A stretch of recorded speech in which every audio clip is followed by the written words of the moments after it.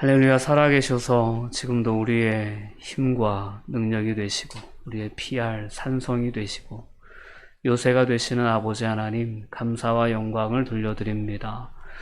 험한 세상 살아가는 동안 늘 저희의 보호자가 되어주시고 인도자가 되어주셨기에 오늘 저희의 삶의 자리가 하나님의 은혜 가운데 지켜지게 됨을 믿습니다. 하나님, 이 모든 은혜를 이 시간 하나님 앞에 감사의 예배로 표현해 드리고 싶습니다.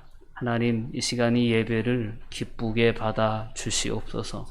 이 예배 가운데 사모하는 심령으로 함께 동참하는 모든 성도들을 하나님 축복하여 주시옵소서. 연약한 인생을 가지고 세상을 살아가면서 우리가 품고 있는 여러 기도의 제목들이, 마음의 소원들이 있음을 압니다. 때로는 아픔들이 있음을 압니다. 주님, 긍휼히 여겨주시고 우리의 산성이 되시고 우리의 요새가 되시는 아버지 하나님으로 말미암는 놀라운 회복과 치유의 은혜를 저희들에게 경험케 하여 주시옵소서. 오늘도 여전히 살아계셔서 우리의 삶에 함께 하신 하나님을 경험하는 삶의 현장이 될 수 있기를 소망합니다. 붙잡아 주시고 은혜 허락하여 주시옵소서.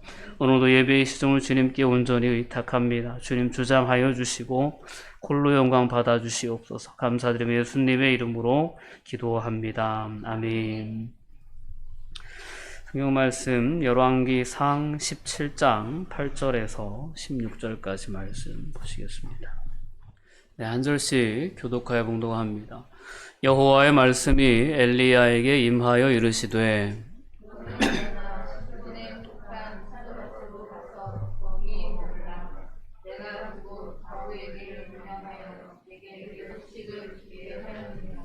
그가 일어나 사르밧으로 가서 성문에 이를 때에 한 과부가 그곳에서 나뭇가지를 줍는지라. 이에 불러 이르되 청하건대 그릇에 물을 조금 가져다가 내가 마시게 하라. 그가 가지러 올 때에 엘리야가 그를 불러 이르되 청하건대 내 손에 떡 한 조각을 내게로 가져오라. 그가 이르되 당신의 하나님 여호와께서 살아계심을 두고 맹세하노니 나는 떡이 없고 다만 통에 가루 한 움큼과 병에 기름 조금뿐이라. 내가 나뭇가지 둘을 주어다가 나와 내 아들을 위하여 음식을 만들어 먹고 그 후에는 죽으리라. 엘리야가 그에게 이르되 두려워하지 말고 가서 내 말대로 하려니와 먼저 그것으로 나를 위하여 작은 떡 한 개를 만들어 내게로 가져오고 그 후에 너와 내 아들을 위하여 하느니라. 이스라엘의 하나님 여호와의 말씀이 나 여호와가 비를 지면에 내리는 날까지 그 통의 가루가 떨어지지 아니하고 그 병의 기름이 없어지지 아니하리라 하셨느니라.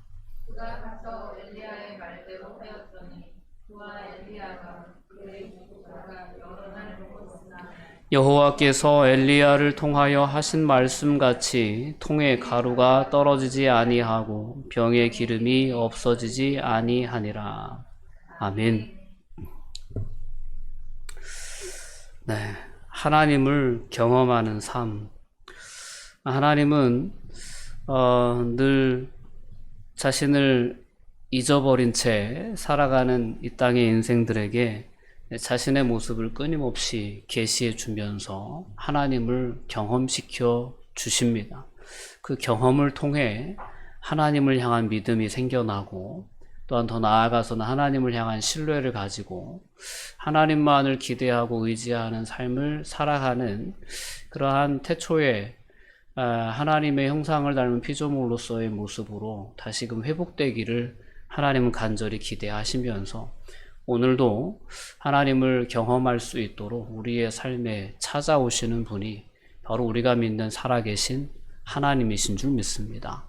오늘 그 하나님의 이야기가, 그리고 그 하나님을 경험한 삶의 이야기가 오늘 본문에는 잘 기록이 되어 있습니다. 오늘 말씀을 함께 살펴보면서 다시금 우리의 삶에 찾아오셔서 우리에게 말씀해 주시고 우리의 순종을 통하여 경험케 하시는 하나님의 살아계심에 대한 경험이 우리의 삶에도 채워질 수 있는 그러한 어떤 소망을 다시금 회복할 수 있었으면 좋겠습니다.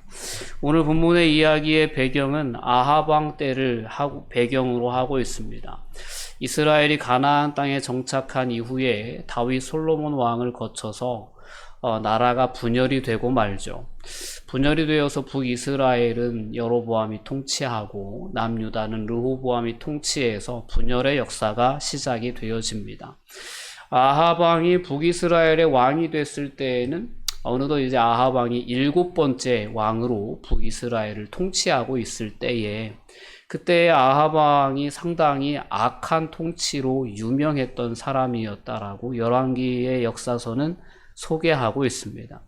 여로보암의 죄를 따라 행했을 뿐만 아니라 거기에서 더한 죄를 지었던 왕이 아합 왕이었습니다. 특별히 이세벨이라고 하는 시돈의 공주를 자기의 아내로 맞이하여 이세벨이 살던 그 페니키아의 신 바알과 아세라를 유입시키고, 그리고 거기 유입시키는 데서 그치지 않고 이제는 하나님의 선지자들, 하나님을 예배하는 그러한 제사장들을 핍박하고 오히려 바알의 제사장들을 양육하고 그러한 또 바알을 예배하는 예배의 초소를 온 나라에 세우는 그러한 어떤 악을 행했던 왕이 아합 왕이었습니다. 이런 아합 왕 때에 하나님께서는 엘리야 선지자를 부르시고 엘리야 선지자를 통해서 심판의 메시지를 아합 왕에게 선포하십니다. 그 심판은 다름 아닌 비가 오지 않는 가뭄의 심판이었습니다. 하나님께서 엘리야 선지자를 부르셔서 엘리사 선지자에게 그러한 말씀을 주십니다. 17장 1절 말씀에 보면 이스라엘의 하나님 여호와께서 말씀하시기를 내 말이 없으면 수년 동안 비도 이슬도 내리지 아니할 것이다 라는 말씀을 하나님께서 엘리야 선지자에게 주셨고, 엘리야 선지자가 아합 왕에게 그 말씀을 그대로 대언한 후에 온 이스라엘 지경에는 비도 이슬도 내리지 않는 엄청난 가뭄이 시작되게 되었습니다. 그리고 나서 하나님은 엘리야를 동쪽에 있는 요단 강편의 그릿 시내가에 숨기셨습니다. 숨기시고 까마귀를 통해서 엘리야에게 떡과 고기를 물어다 줌으로써 엘리야를 보호하시고 지키셨다라는 이야기입니다. 근데 어느덧 가뭄이 지속되다 보니까 이 그릿 시내가도 말라 물이 없어지게 되었습니다. 그때에 주신 두 번째 하나님의 인도하심이 바로 오늘 본문에 나와 있는 이야기입니다. 하나님께서 두 번째 이 엘리야에게 임하여 이르시되 뭐라고 말씀하시냐면, 너는 일어나 시돈에 속한 사르밧으로 가서 거기 머물러라. 내가 그곳 과부에게 명령하여 내게 음식을 주게 하라 하였느니라 라고 말씀합니다. 오늘 9절 말씀에 분명히 명시되어 있는 것처럼 하나님께서는 엘리야를 시돈 땅으로 보내십니다. 참 역설적이죠. 아합은 이스라엘의 하나님보다 바알과 아세라가 더 힘이 있고 능력이 있는 줄 알고 바알과 아세라를 유입시켰을 뿐만 아니라 하나님 신앙을 핍박하고 선지자들을 잡아 죽이기도 하고 핍박하면서 바알 종교로 이스라엘을 가득 채우고 있는 그때에 하나님께서는 하나님의 선지자, 하나님의 사람인 엘리야를 택하여 세우시고 엘리야를 시돈 땅으로 다시 바알의 본산지로 보내시면서 그곳에서 한 과부의 손길을 통하여서 엘리야가 살아갈 수 있도록 인도하시는 모습을 오늘 본문을 통해서 우린 보게 됩니다. 근데 오늘 본문 9절 말씀에 보면 하나님께서 그곳 과부에게 명령하여 내게 음식을 주게 하였느니라 라는 표현을 우리가 주목하여 보게 됩니다.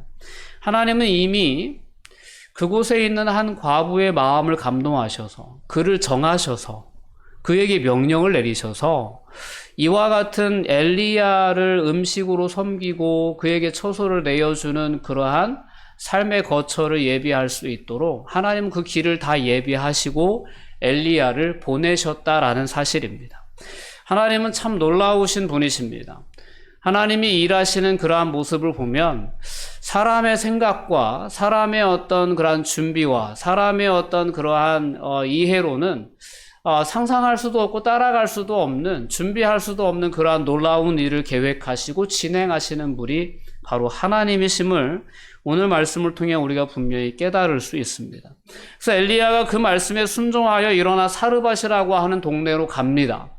이 지역은 바할 신앙의 어떤 그러한 본산지이기 때문에 성문 어귀마다 다 바할의 신상이 세워져 있었을 것이고 그 우상의 문화가 그 성을 가득 채우고 있었을 것입니다.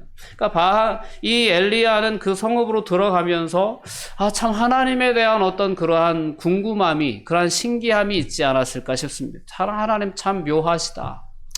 바할 신앙에 대해서 책망하시고 징계하시려고 이 가뭄을 명령하셨는데 이 가뭄 가운데 나를 이곳으로 인도하시다니라는 그런 어떤 궁금함과 그런 신기함이 있었을 것 같아요. 성문을 지나면서 그 바알 신으로 가득한 그 성문을 지나면서 참 그러한 마음이 들지 않았을까 싶어요. 성문에 들어가자마자 한 과부를 만나게 됩니다. 그 여자를 보자마자 과부인지 아닌지 어떻게 알아맞힐 수 있냐라고 궁금해 하실 수 있습니다. 그러나 그때에는, 과거에는 과부의 의상이 따로 있었다고 합니다. 구체적으로 그 의상이 어땠는지 모르겠지만 과부의 의상이 따로 있어서 의복을 보면 과부인 줄 알 수 있었다는 거죠. 그 과부에게 엘리야는 보자마자 그에게 물을 조금 가져다 달라고 부탁을 합니다. 그러자 이 과부가 낯선 어떤 나그네의 그러한 요청에 거절하지 않고 이상하게 여기지도 않고 물을 가지러 가려고 합니다. 순종하는 거죠. 그러니까 나그네를 접대하는 문화에 대해서 알고 있었던 사람이었구나라는 사실을 눈치챌 수 있습니다. 근데 거기에서 엘리야가 물을 가지러 가려고 할 때에 그를 불러서 한 가지 부탁을 더 합니다. 내가 청하건대 올 때 물만 갖고 오지 말고 내 손에 떡 한 조각을 내게로 가져왔으면 좋겠다라는 부탁을 합니다. 근데 이 부탁에 대해서 이 여인에게는 사정이 있었던 거예요. 그 사정에 대해서 이제 솔직하게 고백을 합니다. 이르되 당신의 하나님 여호와께서 살아계심을 두고 내게 맹세한다. 내가 떡을 해 드릴 수 있으면 참 좋겠는데 내 형편이 지금 어떤 형편이냐면 나는 떡이 없고 일단 이제 가루통에 가루 한 움큼과 병에 기름 조금밖에 남아있지 않아서 나와 아들이 한 끼 식사를 하고 죽을 작정이었다라는 이야기를 솔직하게 하는 것입니다.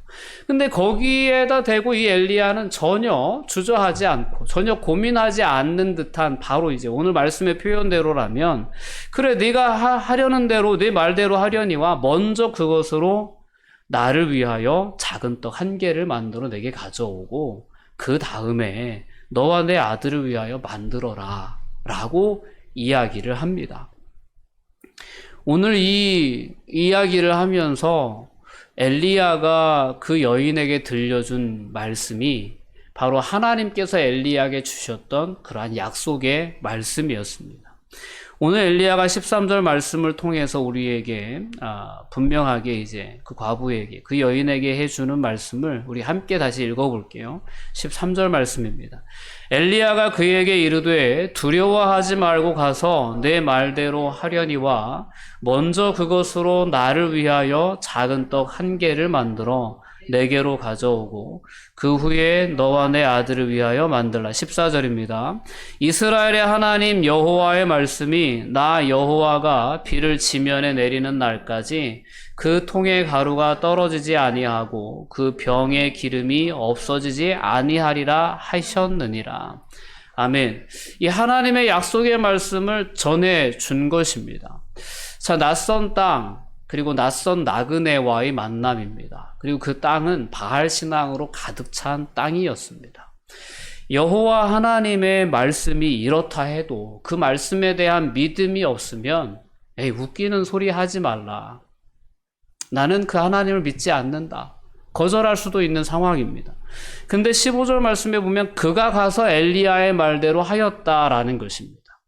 그러니까 하나님께서 오늘 9절 말씀에 말씀하셨던 것처럼 과부에게 명령하셨다라는 그런 표현을 씁니다. 이 과부에게 명령했다라는 이 표현을 다른 말로 해석해 보면 정하셨다라는 그러한 뜻이 있습니다. 그러니까 하나님께서 정하신 사람이었다라는 거죠. 그러니까 하나님께서 그 여인을 콕 찍어서, 콕 정해서 그가 엘리야를 섬기기에 부족함이 없는, 또한 그 엘리야를 통하여 허락되어지는 하나님의 말씀을 듣고 믿음을 보일 수 있는 여인이었다는 사실을 이 9절 말씀을 통해서 우리는 분명히 알 수 있고, 그 말씀처럼 엘리야가 하나님의 말씀에 대해서 그 여인에게 이야기했을 때 그 여인은 그 말씀대로 가서 행했다라는 것입니다. 오늘 이 여인이 보인 순종, 그리고 이 엘리야가 보인 순종에 우리가 주목할 수 있었으면 좋겠습니다. 엘리야의 입장에서도 상당히 난감했을 거예요. 그 이야기를 들었을 때, 아, 이 여인이 아닌가? 라는 어떤 인간적인 고민이 앞섰을지도 모릅니다. 아니, 하나님이 나를 보내셨을 때에는 어느 정도 그래도 생활력이 있고, 어느 정도 먹을 양식이 있는 그러한 가정으로 보내실 만도 하신데, 얼마든지 그러실 만한 능력이 있으신 분인데, 왜 그 마지막 한 끼 식사밖에 가지고 있지 않은 이 가난한 여인에게 나를 보내셨을까? 이 여인에게 내가 떡을 지금 요청하는 것이 과연 옳은 것인가? 합리적인 것인가? 여러 이성적인 판단과 사고를 하다 보면 엘리야도 선뜻 하나님의 말씀에, 아무리 하나님의 말씀이라도 순종하기가 상당히 어려웠을 것입니다. 이 여인의 순종도 그렇고 엘리야의 순종도 그렇고 이들이 오늘 본문 말씀 가운데서 보여준 그 순종은 결코 쉬운 순종이 아니었다라는 것을 우리가 분명히 기억해야 합니다. 그렇지만 그들이 그렇게 쉽지 않은 상황 가운데에서도 하나님의 말씀에 의지하여 그 말씀대로 요청하고 그 말씀에 의지하여 그 말씀대로 먼저 엘리야를 위한 떡을 한 덩어리 만들어 갖고 오는 그 여인의 순종 가운데 하나님의 말씀은 약속대로 그 여인의 밀가루통, 그 여인의 기름병을 통하여서 성취가 되어졌고, 그 역사를 통하여서 이 이방 여인은 살아계신 여호와 하나님이 진정한 참 하나님이심을 경험하게 되었다라는 것입니다. 하나님을 경험하는 것은 결과적으로는 그렇습니다. 오늘 말씀의 결론적인 메시지는 하나님을 경험하는 것은 순종을 통하여서 경험되어지는 것이다라는 메시지를 오늘 본문은 우리에게 분명히 주고 있습니다.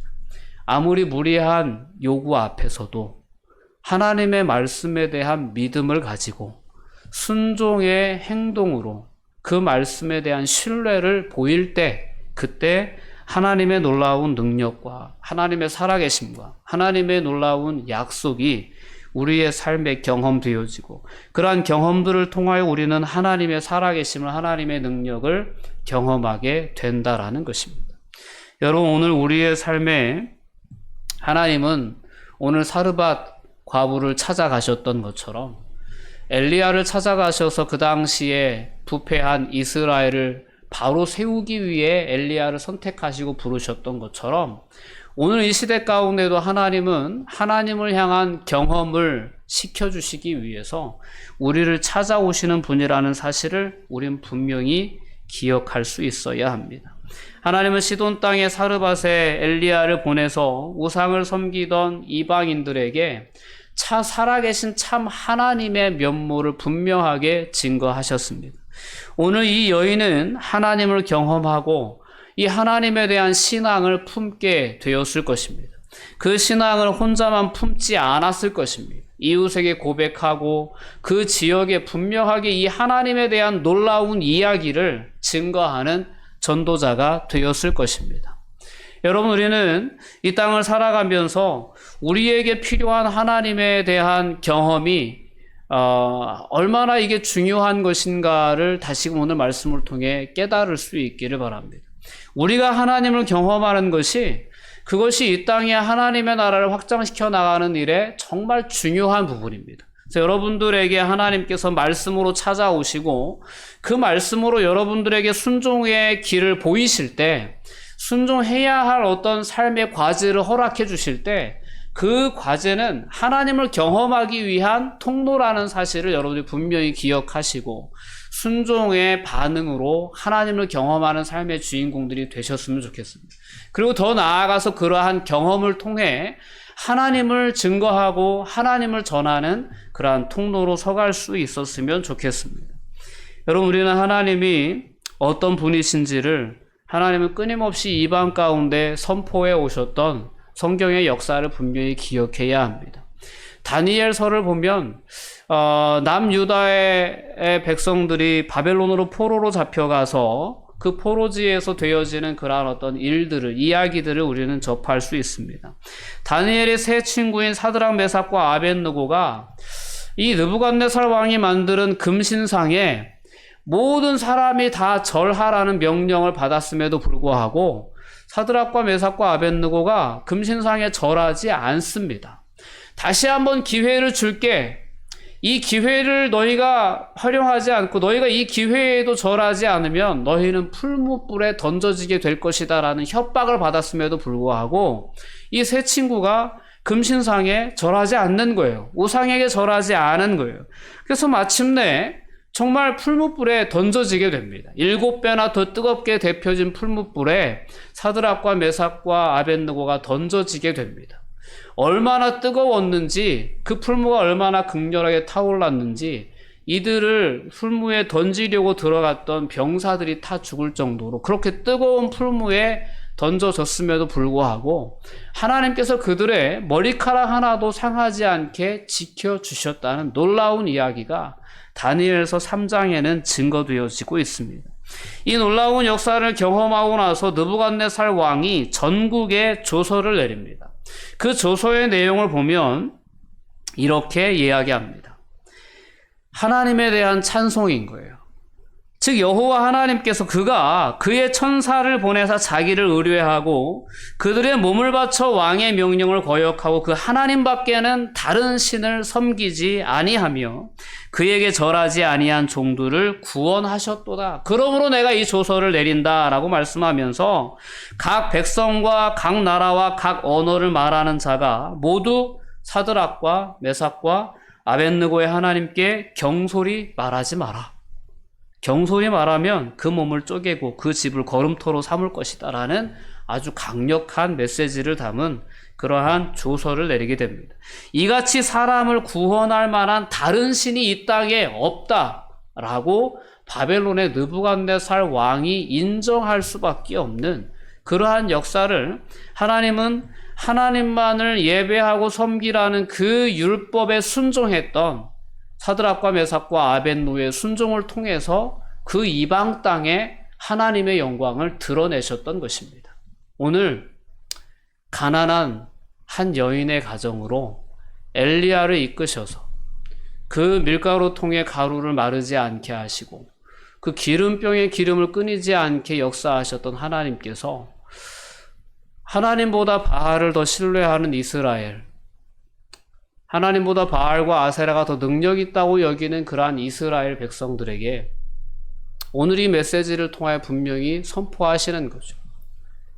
하나님 외에 다른 신이 없다라는 것을.